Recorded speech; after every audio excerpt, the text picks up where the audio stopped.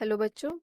let's read this question. Question says potential energy profile for a reaction is 2HI gives H2 plus I2. ये reaction given है और इसका energy profile diagram given है. Energy profile diagram potential energy और reaction progress के बीच में where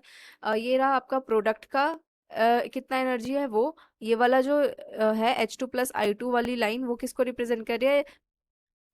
यहाँ पे सॉरी एच आई जो है वो किसको रिप्रेजेंट कर रहा है रिएक्टेंट की एनर्जी और H two plus I two का जो कॉम्बिनेशन है यहाँ पे वो वाला जो कर्व है वो वाली जो लाइन है ग्राफ के अंदर वो रिप्रेजेंट करिए प्रोडक्ट की energy and this is what this is the maximum energy so आपको क्या क्या कैलकुलेट करना है यहाँ चार पार्ट्स में है question first you have to calculate activation energy for the forward reaction and backward reaction respectively then you have to calculate the delta E then you have to calculate the then you have to determine that whether this reaction is exothermic or endothermic by studying the graph and then you have to find out fraction of molecules having sufficient kinetic energy to cross the threshold barrier at 300 Kelvin ठीक है ये चार आपको solve करने हैं एक एक करके सारे पार्ट्स को देखते हैं और उसमें यूज होने वाला की कॉन्सेप्ट भी देखते हैं पहला पार्ट क्या है आपका फर्स्ट पार्ट है वो पूछ रहा है activation energy for forward reaction and for backward reaction तो यहाँ पे देखो ये वाला जो रफ ग्राफ मैं यहाँ पे बाय हैंड ड्रॉ कर रही हूँ ठीक है ग्राफ है कुछ ऐसा ठीक है ये जो है ये किसको रिप्रेजेंट कर रहा है रिएक्टेंट को ये है प्रोडक्ट आपका ठीक है तो जो forward activation energy of forward होता है first of all activation energy होती क्या है activation energy is the minimum energy required to cross the barrier for the reaction to occur ठीक है रिएक्शन होने के लिए एक मिनिमम एनर्जी की रिक्वायरमेंट होती है उसी को हम कहते हैं एक्टिवेशन एनर्जी तो activation energy for the forward reaction किसके लिए होगा रिएक्टेंट के लिए होगा तो ये वाला जो पूरा है यहाँ से यहाँ तक ये रेड से ये हो जाएगा एक्टिवेशन एनर्जी फॉर फॉरवर्ड और यहाँ से जो ब्लैक से मैं रिप्रेजेंट कर रही हूँ ये वाला पूरा यहाँ से यहाँ तक ये हो जाएगा activation energy for the backward यानी प्रोडक्ट के लिए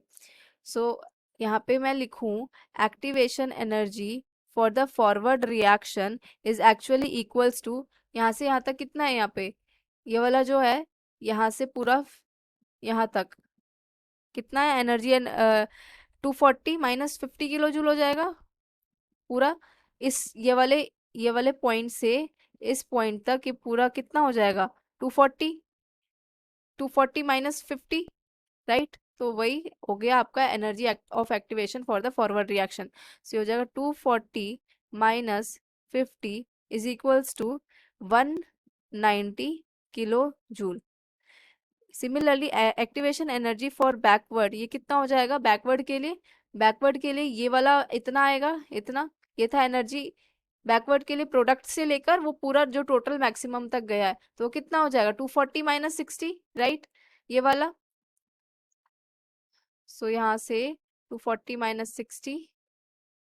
240 minus 60 that is equals to 180 kilo joule तो यहाँ पे की कॉन्सेप्ट क्या यूज हो है की concept is activation energy for the forward reaction is from the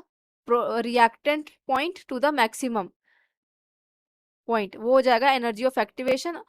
for the forward reaction and for the backward reaction product वाला लाइन और मैक्सिमम एनर्जी तक जितना भी एनर्जी यूज हुआ है कंज्यूम हुआ है वो हो जाएगा activation energy for the backward ठीक है ये की कॉन्सेप्ट यूज है फर्दर अगर activation energy for the forward reaction is greater than क्या है activation energy for the backward reaction तो रिएक्शन कैसी होती है रिएक्शन एंडोथर्मिक होती है ये की कॉन्सेप्ट यहाँ पे यूज करेंगे पहला की कॉन्सेप्ट समझ आ गया तो इससे बी पार्ट का भी आंसर आ गया बी पार्ट का आंसर क्या हो जाएगा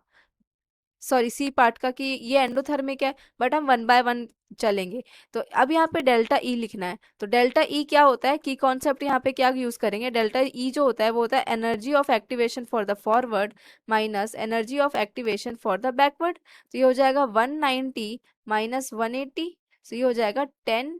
किलो जूल ये हो जाएगा 10 kilo joule is the delta E